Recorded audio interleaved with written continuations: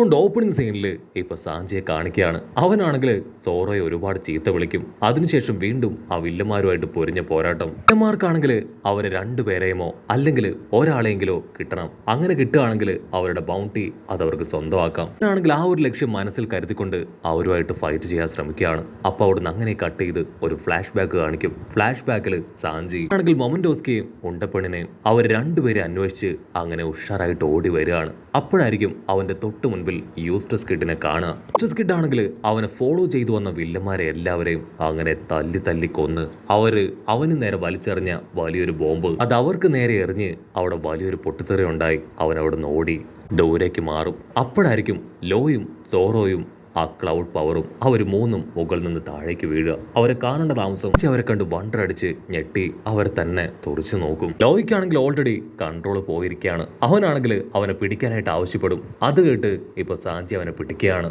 Cloud ആണെങ്കിൽ അപ്പോഴും big മോമിന്റെ പേര് വിളിച്ച് ഓരോ ഭാഗത്തേക്ക് പോവാണ്. അത് കേട്ട് സാഞ്ചി വണ്ടറടിക്കും. ക്ലൗഡ്, നീ ഇത്രയും ദിവസവും നീ സപ്പോർട്ട് ചെയ്ത് അവളുടെ ഒപ്പമായിരുന്നില്ല ഉണ്ടായിരുന്നത്. ഇപ്പൊ നീ വീണ്ടും ബിഗ് മോമിനെ തേടി പോവാണോ ചോദിക്കും. അതിന് ക്ലൗഡ് മറുപടി ഒന്നും പറയാതെ അവിടുന്ന് കടന്നു പോകും. ആണെങ്കിൽ മുകളിലേക്ക് നോക്കും. അവന്റെ ഒരു തോളില് ലോ ഇരിക്കുകയാണ്. മറ്റൊരു തോളില് അവൻ സോറോയെ താങ്ങി പിടിച്ചിരിക്കുകയാണ്. ഓ നോ, നിങ്ങൾ രണ്ടുപേരും ഇവിടെ പുറത്തല്ല, മറിച്ച് എന്റെ മുതുകിലാണ് ഇരിക്കുന്നത്. മര്യാദയ്ക്ക് താഴെ ഇറങ്ങി നിൽക്കാൻ പറഞ്ഞ് അവൻ ദേഷ്യപ്പെടുകയാണ്.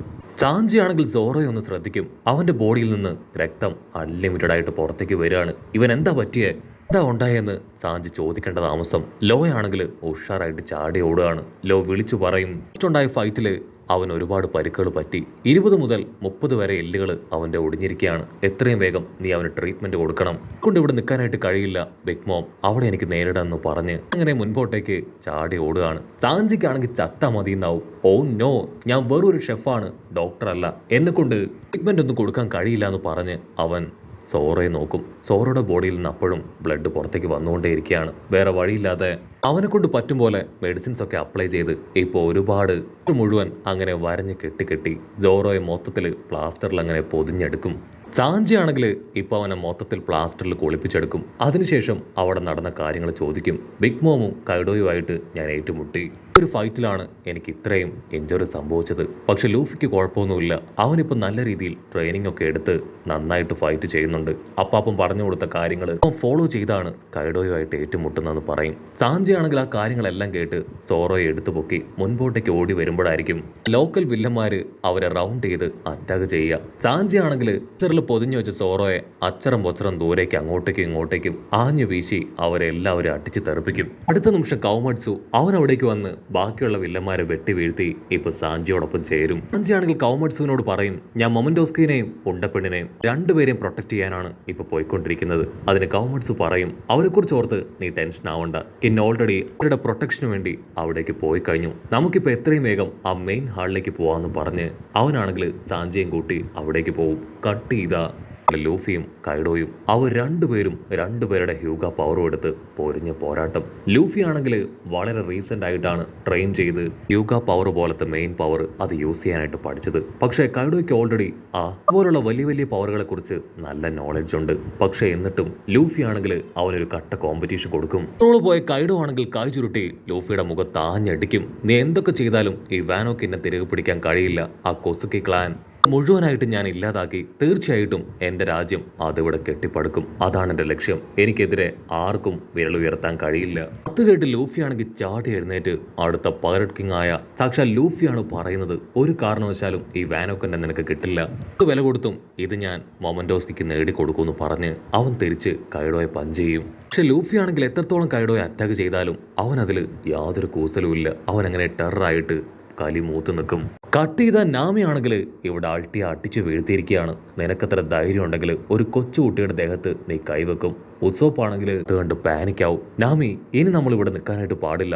ആൾട്ടി പെണ്ണ് അവൾ തീർച്ചയായിട്ടും തിരിച്ചു വന്ന് നമ്മളെ അറ്റാക്ക് ചെയ്യും. മാത്രമല്ല മോം അവരും ഇവിടെ തന്നെ ഉണ്ടെന്ന് പറയും. ബിഗ് മോം ആണെങ്കിൽ പല്ല് കടിച്ച് ആൾട്ടി പെണ്ണിനെ നമ്മുടെ ആൾക്കാരെ മാറി നോക്കും. ബിഗ് മോം നമ്മുടെ ആൾക്കാർക്ക് നേരെ ടേൺ ചെയ്ത്, നിങ്ങളെ ഒരു കാരണവശാലും ഞാൻ വെറുതെ വിടില്ല. പക്ഷേ ഇപ്പൊ എനിക്ക് ഈ ആൾട്ടി പെണ്ണിനോട് പ്രതികാരം ചെയ്യണം. കാരണം അവൾ ചെയ്തത് വലിയ തെറ്റാണ്. എന്റെ മുൻപിൽ വെച്ച് ഞാൻ ഇഷ്ടപ്പെടുന്ന ആ കുഞ്ഞു പെണ്ണിനെ അവൾ ആഞ്ഞടിച്ചു. സോ അതിനവൾക്ക് അവൾക്ക് നല്ലൊരു പണിഷ്മെന്റ് കിട്ടണമെന്ന് പറഞ്ഞ് ബിഗ് മോം ടെററായിട്ട് നിൽക്കുകയാണ്. നാമിക്കാണെങ്കിൽ അപ്പോഴും കലി അടങ്ങില്ല.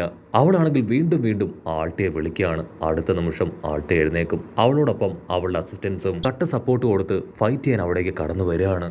ആ വില്ലന്മാരാണെങ്കിൽ നാമിയെ വെല്ലുവിളിച്ചുകൊണ്ടേയിരിക്കും. അതിൽ കൺട്രോൾ പോയ നാമി അവൾ വീണ്ടും അവളുടെ സ്റ്റിക്ക് എടുത്ത് ആൾട്ടി പെണ്ണിനെ ആ വില്ലന്മാരെ ആഞ്ഞടിക്കുകയാണ്. അവളുടെ അടിയിൽ ആ വില്ലന്മാര് തെറിച്ചു പോകും. പക്ഷെ ജസ്റ്റ് മിസ്സിന് ആൾട്ടി പെണ്ണ് രക്ഷപ്പെടുകയാണ്. സൈഡിൽ ശബ്ദം ഉണ്ടാക്കി അങ്ങനെ വെട്ടിത്തിരിഞ്ഞ് നാമിയുടെ ആ ഒരു വെപ്പൻ പിടിച്ചു വലിക്കും. അതേസമയം ഉസോപ്പാണെങ്കിൽ അവന്റെ സ്നൈപ്പർ അറ്റാക്കിന് വേണ്ടി റെഡി ആയിട്ട് നിൽക്കുകയാണ്. ആ സമയം അവൾ ഉസോപ്പിനെ തടയും. നീ എന്നോട് ഫൈറ്റ് ചെയ്യാനായിട്ട് ആയില്ല. ആദ്യം നിന്റെ ഫ്രണ്ട് ഈ നാമി, ഇവൾക്കുള്ള ഗിഫ്റ്റ് ഞാൻ കൊടുക്കട്ടെ, അതിനുശേഷം നിന്റെ കാര്യത്തിൽ തീരുമാനമാക്കാന്ന് പറഞ്ഞ് ആണെങ്കിൽ നൈസായിട്ട് ഉസോപ്പിനെ തട്ടിവിട്ട് ഇപ്പൊ നാമിക്ക് നേരെ അങ്ങനെ ടേൺ ചെയ്ത് നിൽക്കും. ബിഗ് മോം ആണെങ്കിൽ ഈ പാർട്ടിയോട് ദേഷ്യപ്പെടും. നീ ആ ചെറിയ പെൺകുട്ടിയെ അറ്റാക്ക് ചെയ്തു, അത് ശരിക്കും വലിയൊരു തെറ്റ് തന്നെയാണ്. ആൾട്ടി ആണെങ്കിൽ വമ്പൻ ആറ്റിറ്റ്യൂഡിൽ നീ അറ്റാക്ക് ചെയ്തത് എൻ്റെ ബ്രദറിനെയാണ്, അവൻ എത്രത്തോളം വേദനിച്ചോ അത്രത്തോളം ഞാൻ നിന്നെ വേദനിപ്പിക്കുന്നു പറയും. ബിഗ് മോമിനാണെങ്കിൽ അത് കേട്ട് അവളുടെ കൺട്രോൾ പോവും. ആ ക്യാപ്പിൽ നാമി അവളെ രക്ഷപ്പെടാനായിട്ട് ശ്രമിക്കുകയാണ്. പക്ഷെ ആൾട്ടി പെണ്ണ് അവളുടെ രണ്ട് കൈയും പിടിച്ച് വലിച്ച് പിള്ളേക്ക് ഉയർത്തും. ആ സമയം അവളുടെ കയ്യിലുണ്ടായിരുന്ന ആ ഒരു വെപ്പൻ അത് താഴേക്ക് വീണ് ശബ്ദം ഉണ്ടാവുകയാണ്. വയലറ്റ് പെണ്ണാണെങ്കിൽ ശബ്ദം കേട്ട് നാമയെ വിളിക്കും. അവളുടെ ശബ്ദം കേൾക്കേണ്ട താമസം ബിഗ് മോമിന്റെ കൺട്രോൾ പോയി അവൾ പുതുതായിട്ട് ക്രിയേറ്റ് ചെയ്ത ആ ലേഡി ക്ലൗഡ് അതിന്റെ പവർ അത് ആൾട്ടി പെണ്ണിന്റെ നെഞ്ചിൽ തന്നെ ആഞ്ഞൊരട്ടി. ആ ഒരു അട്ടിയിൽ ആ പവർ അവളുടെ നെഞ്ച് പിളർന്ന് പുറത്തേക്ക് പോവാണ്. ഇനി ആൾട്ടിയെ കൊണ്ട് തിരികെ വന്ന് അറ്റാക്ക് ചെയ്യാനായിട്ട് കഴിയില്ല. ആ ഗ്യാപ്പിൽ നാമിയും ഉസോപ്പും അവർ രണ്ടുപേരും വയലറ്റ് പെണ്ണിനെ തൂക്കിയെടുത്ത് ഉഷാറായിട്ട് മുൻപോട്ടേക്ക് ഓടുകയാണ്. ആ ലയണിനാണെങ്കിൽ ബോധം നഷ്ടപ്പെട്ട് കിടക്കുകയാണ്. സോ അതിന് തൽക്കാലത്തേക്ക് അവിടെ ഉപേക്ഷിച്ച് അവർ മുന്നോട്ട് പോവും. അതേസമയം സൺ പവറിനാണെങ്കിൽ ഭയങ്കര സന്തോഷം. അത് ലേഡി ക്ലൗഡിനെ അഭിനന്ദിക്കും. വാവ്, നിന്റെ പവർ അത് ശരിക്കും അടിപൊളിയാണ്. ആ ഒരു മാൻ ക്ലൗഡ് അവൻ ശരിക്കും വേസ്റ്റ് ആണെന്ന് പറഞ്ഞ് അവനെ കളിയാക്കും. മാൻ ക്ലൗഡിനാണെങ്കിൽ അത് സഹിക്കാനായിട്ട് കഴിയില്ല. മാത്രമല്ല ബിഗ് മോം ആണെങ്കിൽ അവറ്റകളോട് തീർത്ത് പറയും, ഇനി മുതൽ നമ്മളോടൊപ്പം ആ മാൻ ക്ലൗഡ് ഇല്ല, എല്ലാ സപ്പോർട്ടും നൽകി നിങ്ങൾ എന്നോടൊപ്പം ഉണ്ടാവുമെന്ന് പറയും. അത് കേട്ട് നമ്മുടെ മാൻ ക്ലൗഡിന്റെ ഹൃദയം അത് തകർന്നു പോകും. അവനാണെങ്കിൽ ചുറ്റും നോക്കും. ദൂരത്തായിട്ട് നാമിയെ കാണേണ്ട താമസം അവൻ സന്തോഷത്തോടു കൂടെ നാമിയുടെ പേര് വിളിക്കും. പക്ഷെ അവൾക്കാണെങ്കിൽ ഇപ്പൊ അവന് ഒട്ടും ഇഷ്ടമല്ല. അവളെ തള്ളി പറഞ്ഞ് ബിഗ് മോമിനെ അന്വേഷിച്ച് പോയതാണ്. അതുകൊണ്ട് തന്നെ അവൾ മുഖം തിരിച്ച് അവിടുന്ന് കടന്നു പോകും. അതേസമയം ബിഗ് മോം ടെററായിട്ട് ആ ക്ലൗഡ് മാൻ്റെ അടുത്തേക്ക് വരും. അവനാണെങ്കിൽ ബിഗ് മോമിനോട് പറയും, ഐ എം സോറി, ഞാനൊരു അല്പം ലേറ്റ് ആയി പോയി. നമ്മുടെ ടീമിൽ പുതുതായിട്ടൊരാളെ കൂടെ ആഡ് ചെയ്തു അല്ലേ? അതിന് ബിഗ് മോം പറയും, പുതുതല്ല, എനിക്ക് പകരമായിട്ടാണ് ഞാൻ അവളെ ആഡ് ചെയ്തത്. ഇനി മുതൽ എൻ്റെ ടീമിൽ നീ ഇല്ല.